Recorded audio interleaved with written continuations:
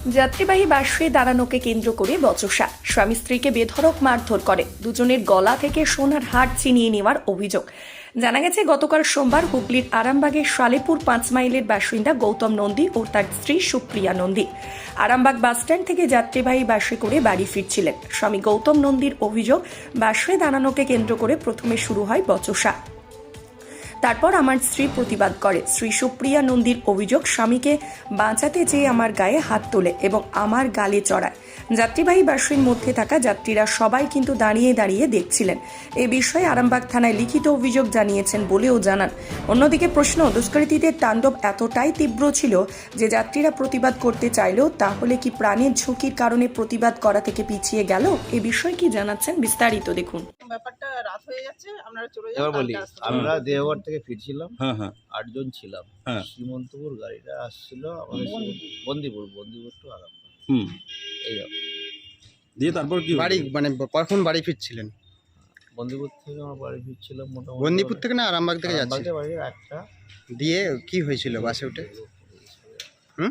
পেছনে দেখছেন, সামনে কি? দেখছেন, পিছনে দেখছেন। দেখছেন আপনার কি পাবলিক আচ্ছা আমি তো বলছি সাজানো কোনো না, যেটা কি অভিযোগটা চলুন। এবার বলি, হ্যাঁ। আমি একটা একটা একটা একটা 10-এ গাড়িটা ছেড়েছিল, হ্যাঁ, হ্যাঁ। সীমন্তপুর গাড়ি। এবার একটা ওরা হসপিটালে হ্যাঁ কেউ দুজন উঠেছে, একজন ভদ্র মহিলা, একজন একটা ছেলে, এই অবস্থা। এবার আমাকে প্রথমেই আমরা এসে মোর মাই হবে সম্পর্কে, মা বলছে দাঁড়াতে জানেন না, এইভাবে দাঁড়াচ্ছেন, আমি জানাই জানলা ঘুরে যাচ্ছি। তখন বলছে আমরা হচ্ছে মানে আয় পর ধর আমার মধ্যে, আমরা ঠিক হয়ে দাঁড়ান, ঘুরে দাঁড়ান, এই ঘুরে কোন দিকে দাঁড়াও বলো। কিন্তু এরকম বলে কথা হতে হতে ছেলেটা হঠাৎ বলছে, ছেলেটা হঠাৎ বলছে আপনি আমি কি বললাম এইভাবে কথাগুলো এইভাবে কথা বলছেন কেন, এইভাবে বলছেন কেন? তখন মনে হচ্ছে এইভাবে কথা বলি না, আমার কথাটা কোথায় ভুল হয়েছে। এবারে তারপরেই ছেলের উদ্যোগ নিয়ে তখন আমার স্ত্রী প্রোটেস্ট করে, বলে আপনি কেন এইসব ভুল করছেন, এই ব্যাপারে আর স্ত্রী বললো, স্ত্রী তো বলো। তারপর কি ঘটেছে? ওই তো তখন তো আমি বললাম যে ঘুরে দাঁড়ালে আপনার সুবিধা হবে। হ্যাঁ, উল্টো পাল্টা কথা বলছেন। মেন হচ্ছে ঘুরে দাঁড়ানো নিয়ে সমস্যা। আর কি নয়, ওনারাই এবার কেসটাকে বাড়িয়ে এবার 4 মাইলের দিকে বলো। এবারে ওনারা বলছেন দিয়ে ফোন করে ডাকলেন বেশ কয়েকজনকে। দেখেছেন, বাসের মধ্যে থেকে এবার ওনারা তো যারা 4-5 জন উঠেছে তারা তো জানেন না যে কি বাসের মধ্যে কি হয়েছে। ওনারা হঠাৎ করে ওনার একটা ছেলের কথা ভিত্তিতে আমাদের গায়ে হাত তুলেছে, ওনাকে বাঁচাতে গিয়ে আমার গায়ে হাত তুলেছে, দিয়ে তার বাসের মধ্যে গালে চড়িয়েছে। আমি সবাইকে বাসের ড্রাইভার বলছি পার্কে সাহায্য চাইলাম, তারা সাহায্য করলো না।